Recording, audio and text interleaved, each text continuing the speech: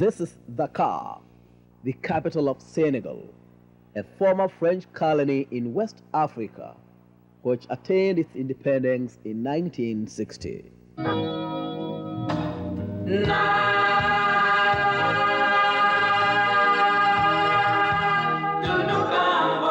Most African Americans have been miseducated about Africa. There are people who still believe that Africa is a jungle with very unfriendly people. But a visit to any African village will project them to be among the most hospitable people in the world. Everywhere we went, we were flanked by the children, the women, and the men, literally telling us that we were back home. Even though Senegal is basically a French-speaking country, the emotional expressions from those who could not communicate with us in English was understood. The language was simple. You are home. This friendliness is testified by the fact that misunderstanding, disputes, and any form of litigation is resolved by a mere breaking of a kola nut and sharing with the aggrieved party. Kola nut, a tropical plant species, plays a significant role in the traditional lives of many West African countries like Senegal and Nigeria. The nut symbolizes peace, reconciliation, and solidarity. As expected of any African country, the arrival of any group of African Americans is greeted with a hearty welcome ceremony. One of such experiences was at Nibin Toubé, a village about 200 miles north of the capital. One memorable experience was the expressiveness with which the women danced to welcome us at a gathering of all the members of the village. Finally, all of us joined in the dance, and it was really difficult to distinguish the visitors from the hosts, an indication that we were home with our ancestors. No one does as much with color in dress and style as the African. The standard of living of these people may not be as high as we experience in the developed world, but they are happy and very honest. You could leave any treasure in the open and come back days later and retrieve it. In the cities, this is not true because of the extensive influence of the values of the Western world. In the rural areas of Senegal, like most African countries, the lifestyle is basic but rich.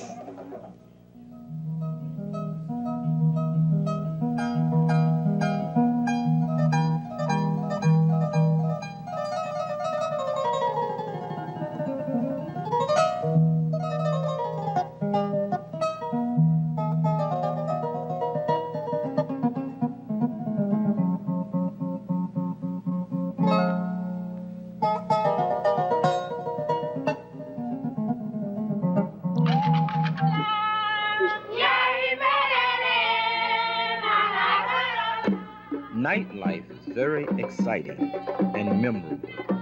We were treated to various cultural performances at our hotel.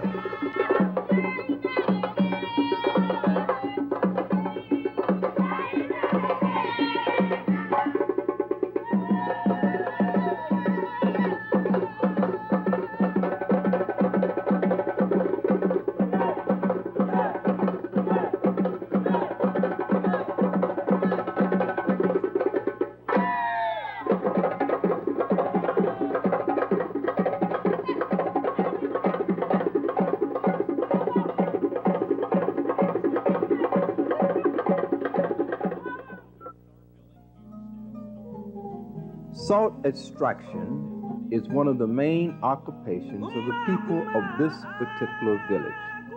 The salt is extracted from the waters of the Pink Lake without any machinery.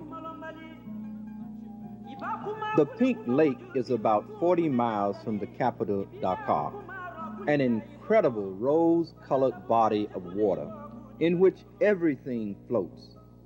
Getting drowned in this lake is very, very difficult. The water is saturated with salt. Sometimes the salt takes on the color of the beautiful pink lake. That is how our ancestors in Africa lived, in an unpolluted, natural environment. They were farmers, fishermen, and herdsmen. The land was rich in minerals, gold, diamonds, bauxite, and other precious stones. The people of Africa were open, very friendly, and had one of the world's largest and most renowned universities as far back as the 13th century. It was the richness of Africa that attracted the Europeans to the shores of our motherland in the 15th century that resulted in the slave trade. Gorée Island was a slave port. Yes, I've been duped and I've been scorned.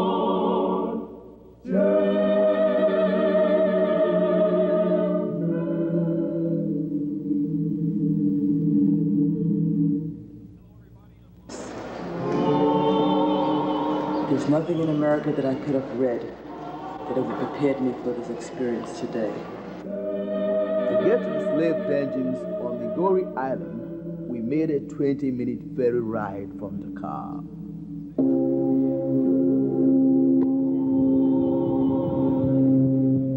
This is Mrs. Beryl Dorset, Deputy Superintendent of School District 17 in Brooklyn, New York. With her are 80 teachers and parents. She gazes at the infamous Gorée Island. To the Africans in the diaspora, Gorée Island is an eerie reference point. It puts them in contact with pain and horror many years past. It references a terrible break in their history.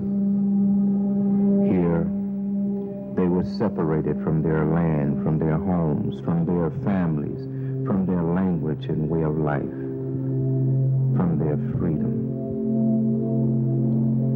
More than 10 million Africans were brought to this island alone and sold into slavery. This process went on for more than 300 years. We are the children of those Africans returning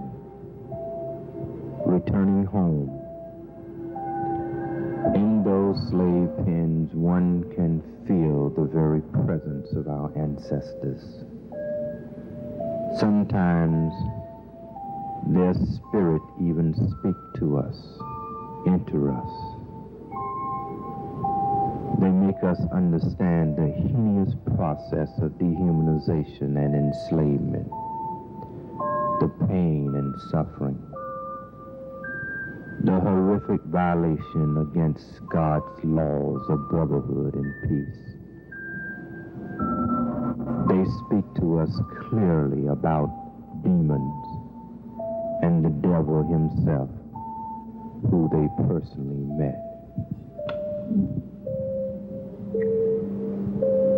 Nothing is more misunderstood and painful to the Africans in the diaspora than slavery. We have been taught that somehow we are to blame for our enslavement, that we sold ourselves into slavery. In Africa, a man could be a slave, but not lose his humanity. He was not beaten or dehumanized.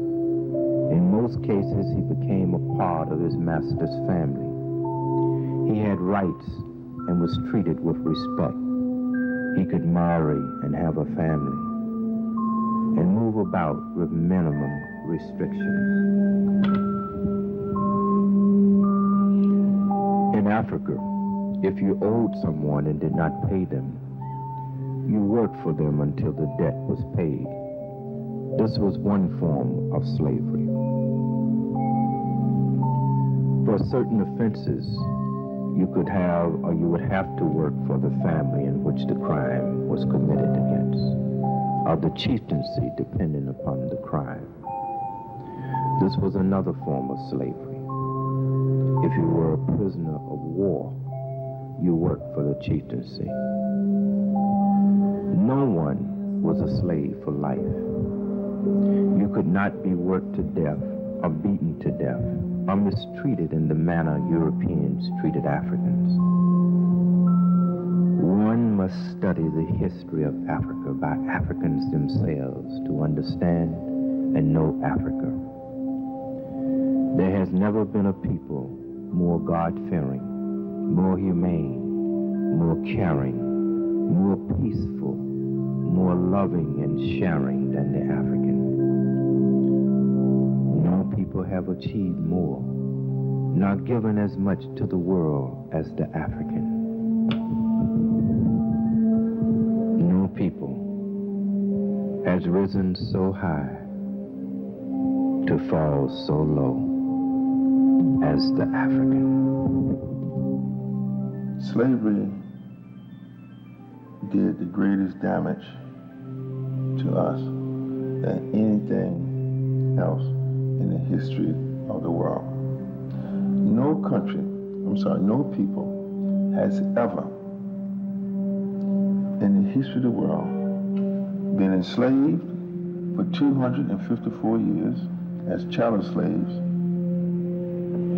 psychological slaves for another 130 years, bereft of religion, gutted of his language and culture, forbidden to practice, to teach, or speak it, sold as cattle, as dogs, given away as birthday gifts and Christmas presents, sold on an auction block, children snatched from you, given away, sold, murdered, beaten, worked from sunrise to sunking, fed as little as possible, 3 pounds of fatback bacon and a pecky meal a week.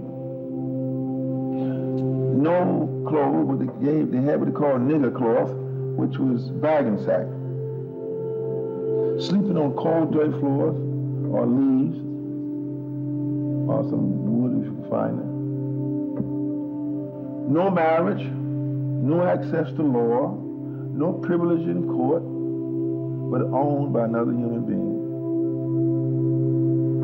Then, on top of that, given his Bible, his God, his Jesus Christ, and made to worship him. If you don't understand that, you will never understand us and what slavery did. There's a book, there were so many books, but 2 I would recommend. One is called The Journal, Journal, of a Residence on a Georgian Plantation, written by Francis Kemble, Kemble, and 12 Years a Slave by Solomon Northup, Northup, and of course the third one, The Life and Times of Frederick Douglass by himself. Those 3 books together will give you a profound psychological insight to the mentality of the slave and what slavery did to that mentality. Okay? He made himself our God. You had to go to the master. Listen to the word to you, master. When you say master, you mean the creator of something, not just the owner of something. Most people look at God as the master, but not no man. Just look at that. Analyze that. A white man called himself master. I am your master. Complete control, complete will to destroy, to whip, to maim, without any fear of being punished by law. He treated you and abused us like a master. So we bought it. And today, same day, March the 5th, 1992, a whole lot of black people still psychologically, subliminally see the white man as a master. Give you the explanations about what was happening here during the slavery days. But before beginning, we would like to ask you 1 minute of silence for the soul of our parents who have been, against their will, taken from here to be sold in America and where they died from misery. So 1 minute of silence.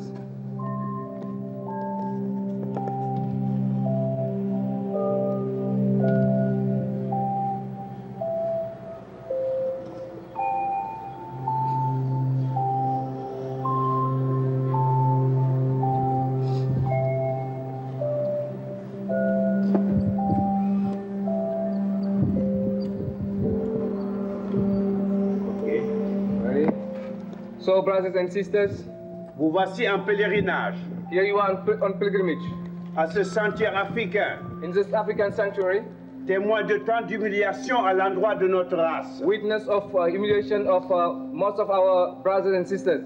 Et l'actuelle maison date de 1776. This house of slaves dates back from 1536. Construite par les Hollandais.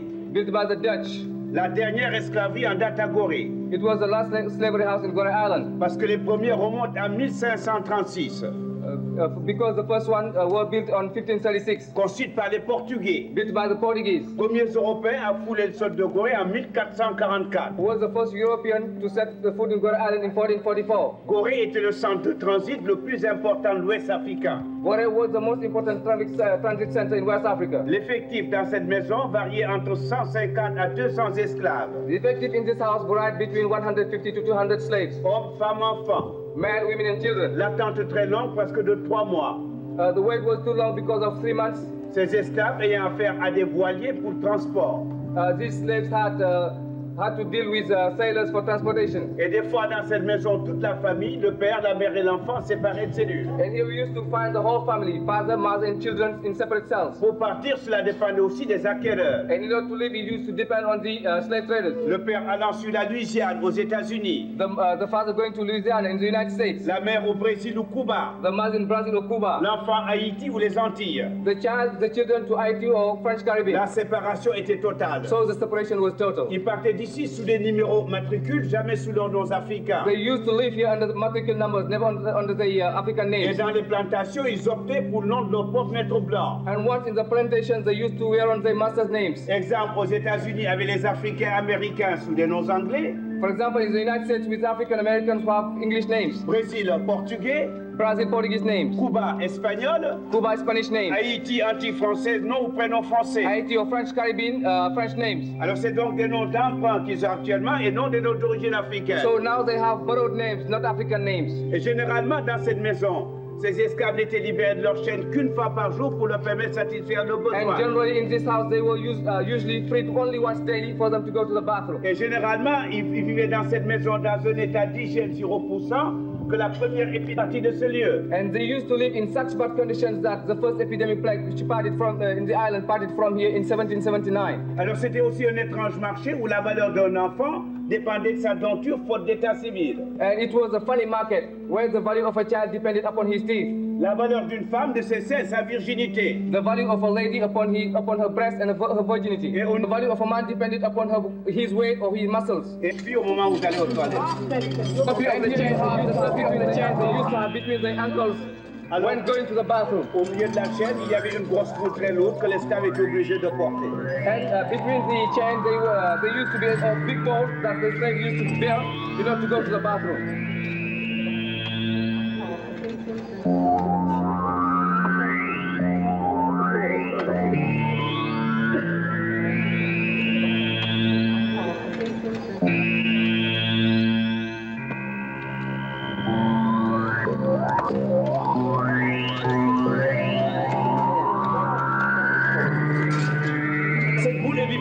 Siècle, nous l'avons trouvé enfui dans cette maison.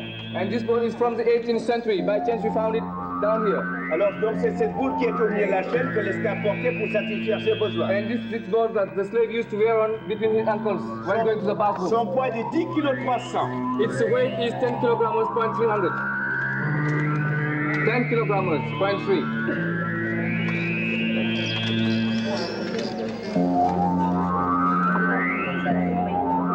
Okay. And what we have here come from Bordeaux in France.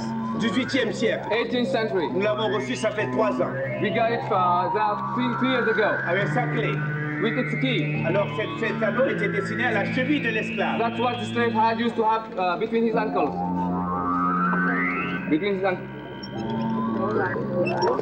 It's, you don't have to lock it. Don't lock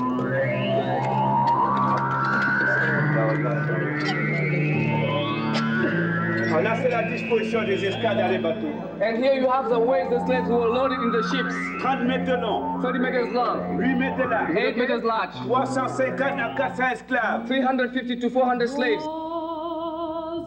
Once on board, the slaves were packed between decks which did not permit a tall man to stand upright.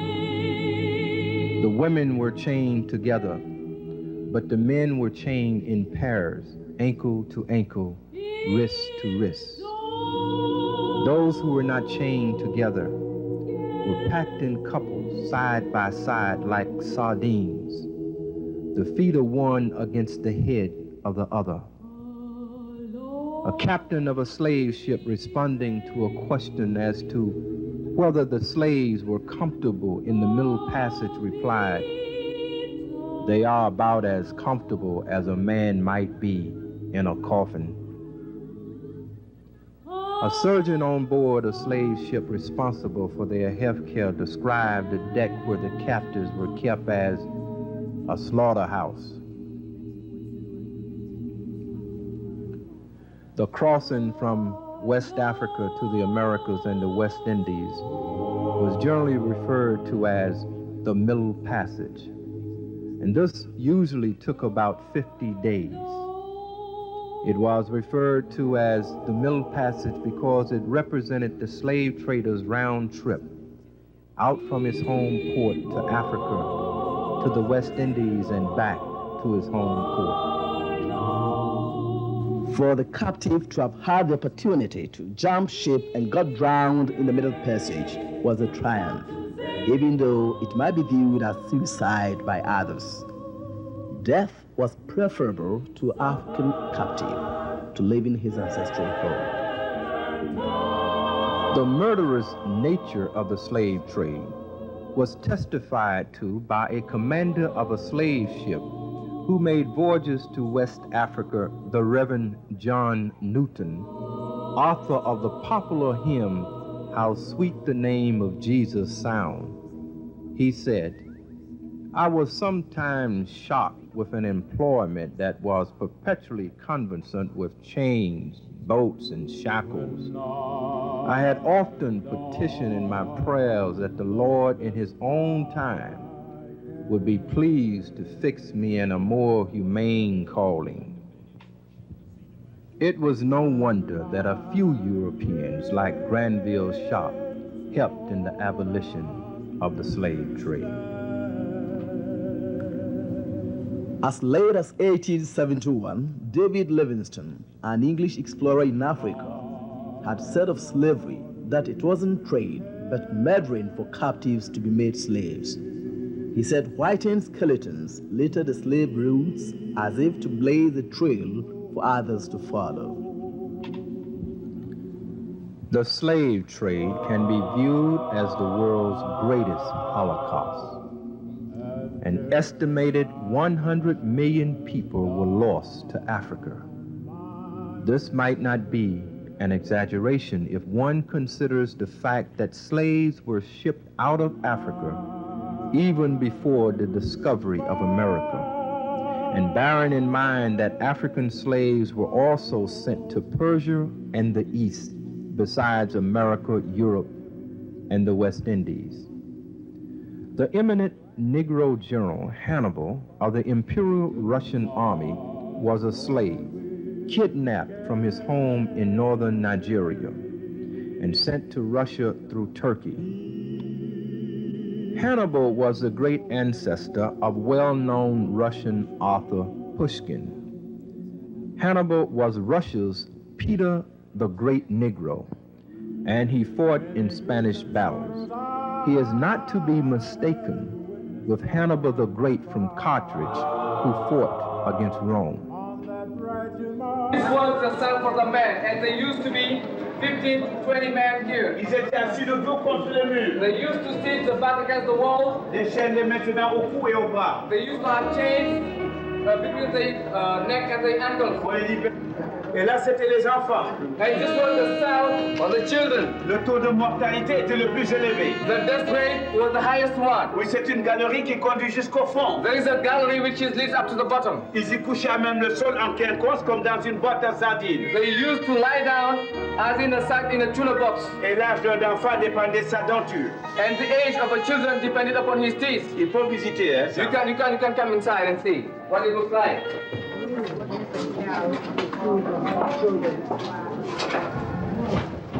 on, see.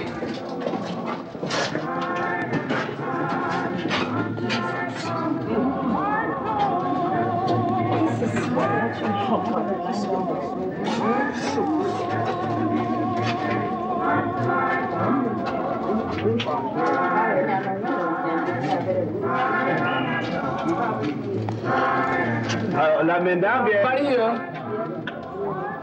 Okay, here we are. Okay. Les jeunes filles qui étaient séparées des femmes parce que plus cher. This was the cell of the ladies, of the young ladies. They were separated from the ladies because they were more expensive. Oui, parce que la valeur d'une femme dépendait de ses seins et sa virginité. Because the value of a young lady depended upon her breast and her virginity. Évidemment, je vous disais tout à l'heure qu'au niveau de cette maison, que certains négriers avaient rapport avec des jeunes filles esclaves. I told you yet that some slave traders used to have sexual relations with the young ladies. Alors quand on constatait la jeune fille enceinte a été mise en liberté ici à Gorée ou à Saint-Louis du Sénégal. And once they noticed that that young lady was pregnant, she was freed either here in Gorée Island or at St. Louis in this northern country. Voilà.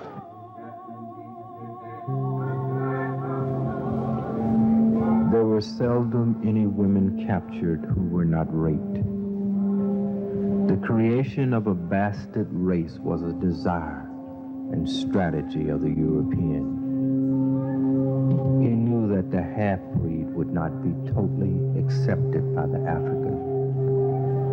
Yet, the humanity of the African woman would not allow her to mistreat the child of her womb, though it be the seed of the rapist.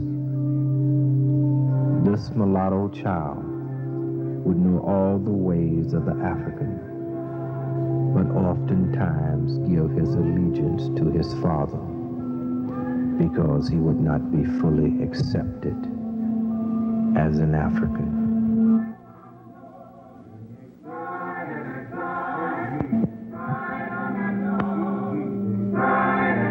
Well, this is not something new.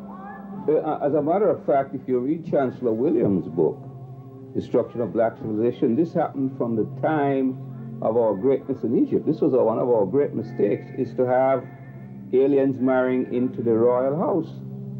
Because the Asiatic and the Europeans have always understood that the handling of the woman is a way to dominate another people by taking their woman. You see, you have an entree to the society through that woman, as you say. The cell of the temporary unfit. Le poids minimum chez les hommes était de 60 kilos. The minimum weight for the men was 60 kilograms. Alors, bon, 60 kilos, on les mettait là pour les engraisser comme des oies. So if they were less than 60 kilograms, they were taken here to be fed. 120 pounds. 120 pounds. Alors, en sous ces escaliers, les récalcitrants, donc ceux qui se révoltaient. And here used to be taken those who used to make rebellion. Une porte en fer avec barreaux leur permettait de respirer. They were an iron door here to let them breathe. Et leur séjour dans ces petits trous dépendait de la gravité de leur punition. And they stay in this cell dependent upon their guiltiness. Qu'une bande de coton autour des reins. And our ancestors used to be naked. They only have a piece of cotton around their loins. L'esclavage n'aurait pas duré 3 siècles. But we have, as Africans too, admit that if there were no collaborators, slavery couldn't last so long. You have the way, and the door which he calls the way without no return. À partir donc de cette porte pour les esclaves, c'était adieu l'Afrique. So once they reached this door, it was bye-bye Africa. Slave ships often spend 6 to 9 months on the slave coast, visiting the forts and anchoring off the creeks and estuaries.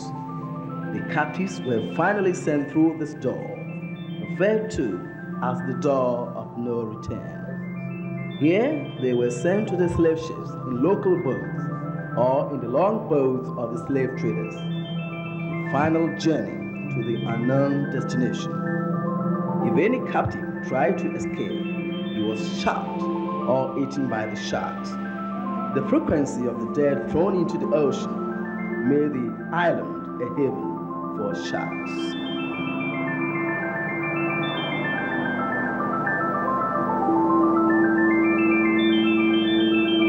He says that he made a mistake by saying the door without no return because you are here now, you are returning.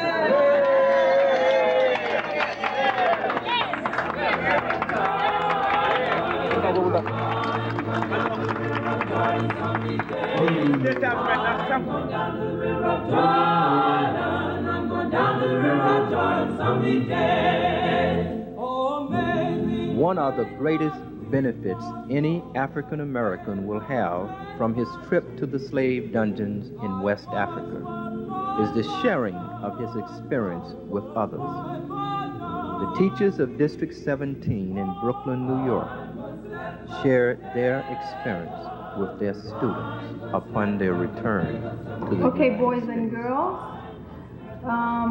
after sharing the pictures with you that I took in Africa, I'd like to share with you the most touching moment that I experienced while I was on Gorée Island.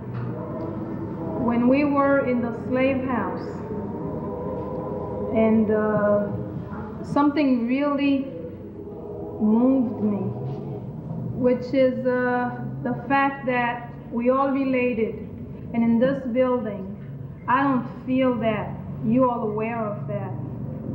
This one thinks is better than that one. I'm from a poor country, you from a rich country, what are you doing in America? It really hurts. As a Haitian teacher, let me tell you something, it really hurts me when I see what the Haitian kids are going through in this building. I've spoken to you about that already, and I've told you that when the slaves were taken from Africa, the mother was sent to one country, the father was sent to another place, and each of the children was sent someplace else. So we all related. We all have a bond. Somehow we are brothers and sisters. And I just hope that you would realize that so that we could all get along in this building and throughout our lives so we could make a difference wherever we go. If you could begin to understand a flashback of a scene that I actually was not physically a part of, but spiritually, you'll begin to understand how I felt. I went back in time, and as I heard the waters splashing against the rocks, I actually saw ships. As I looked through that little doorway, the point of no return, I could almost hear the people, the anguish, the cries of the people. And as I heard of the different activities that took place in the various rooms of the slave house, you know, I could only imagine. I've not felt that type of pain, but I could only imagine, and it just saddened me so much. All of us, we were quite solemn. We were all very, very sad just to know that these things had happened and even occurred, and how valuable life is, and how lucky we are to be here. It moved me a lot that I even collected some dirt and some pieces of stone. It was the security person here had said to me, "Oh, you're so lucky you're going to Africa. Please bring me back a piece of ground, a rock, anything from there, And then this way I'll know I have a piece of home. And I did collect some of this for friends that I know will treasure this. And this is a piece. Yes, this is part of the wall. Yes, part of the wall there that decayed. And having these stones, it helps me to reconnect with my past. As you said, so much has taken place within the walls of the slave house from which these stones come. And having a piece of the wall, the rock, helps me to regain a piece of my people. I think it helps me to reconnect with them and to truly feel that I am a part of them. I just wish I could shoulder some of that burden that they had. And in keeping this isn't just a souvenir. It's something very sacred, something very sacred to us. And it's a careful reminder in case you should ever forget from whence you came, you know, that we had a past, a glorious one and one that was filled with tragedy as well, but something to reflect on. And that's why I have this. I saw the sign. It was in French, but I could pick out the words, House of Slaves. I almost didn't want to go in. I didn't know what I was going to see in there, and I almost didn't want to go in. But when I went in, and through the eyes of the guide and the passion that he felt, that as he was telling us, just made us live in those dark cells and see the crying and see the pain through his eyes.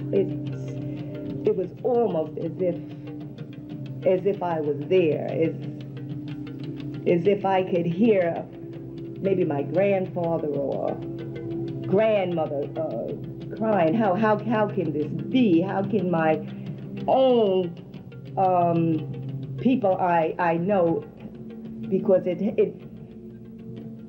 it wasn't done just by the white slaves. They had a lot of help from the tribal people. So I could just hear them saying, how can my tribesmen bring me to this, sell me here? And I could just see them laying there. And when we went, the guide showed us the door that just actually went out on the pier, the door of no return, and I could just feel it. The ones that they shipped off and they separated the children. Maybe the children didn't even go with them. Hey, maybe some of my ancestors did not come to America. Maybe I have some long lost cousins in Cuba or Haiti. How do I know? I don't know. And and the people were just breaking down, and I didn't break down. I guess like I say, I've got broad shoulders, but it was just eating me, just eating me inside,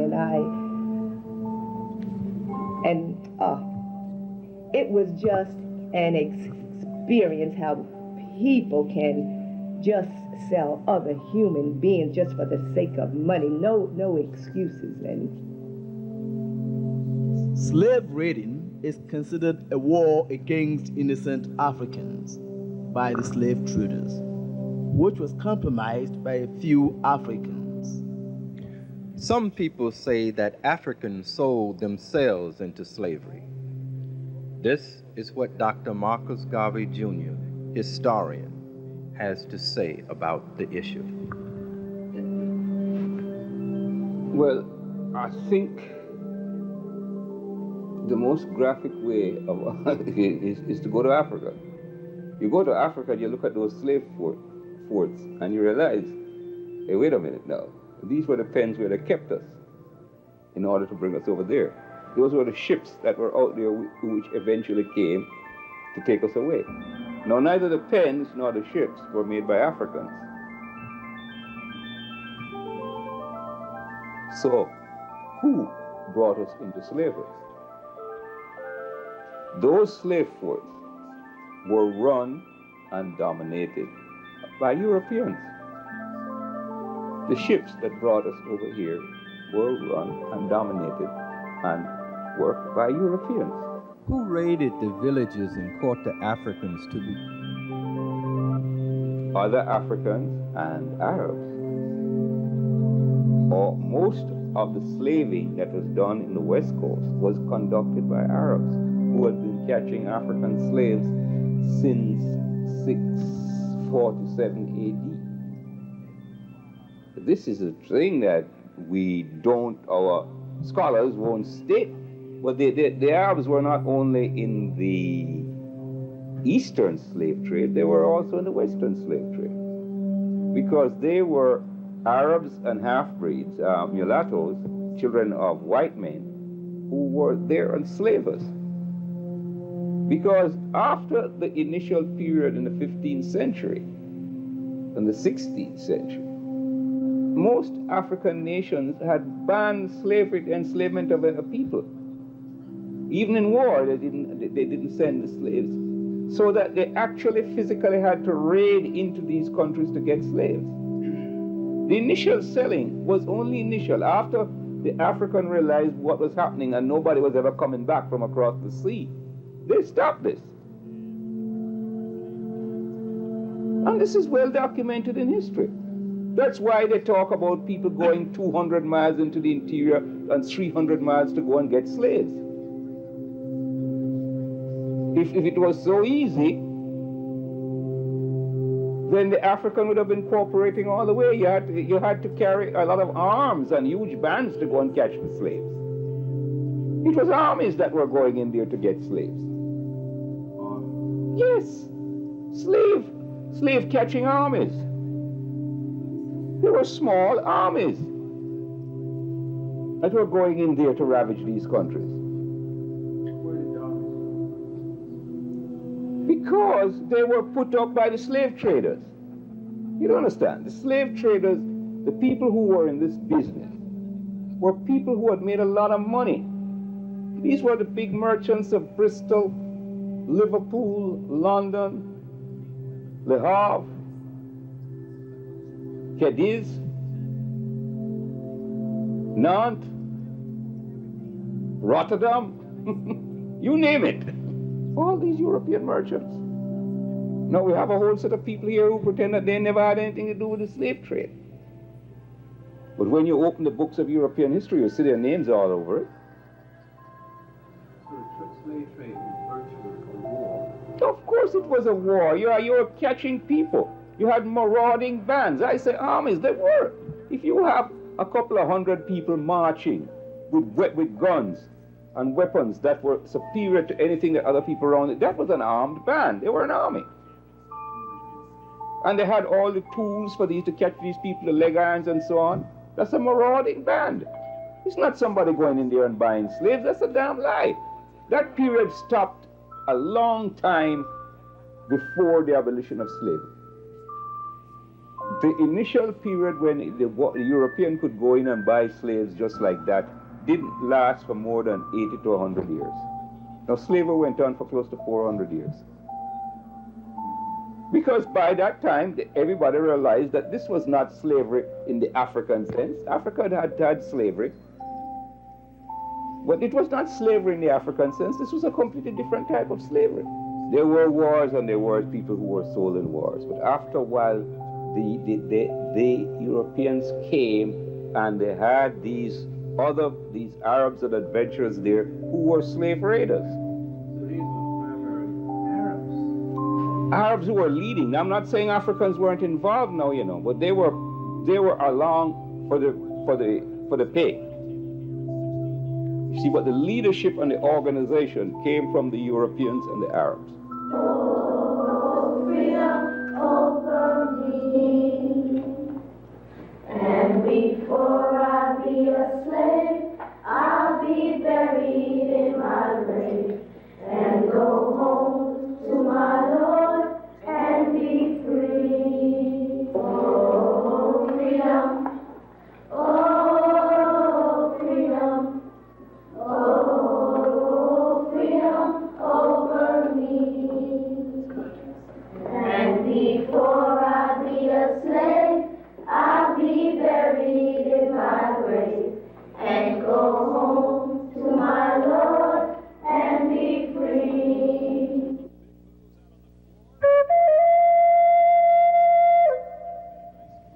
We speak of no more slavery, but it still exists in other forms, mentally, socially, and economically, both in Africa and the diaspora.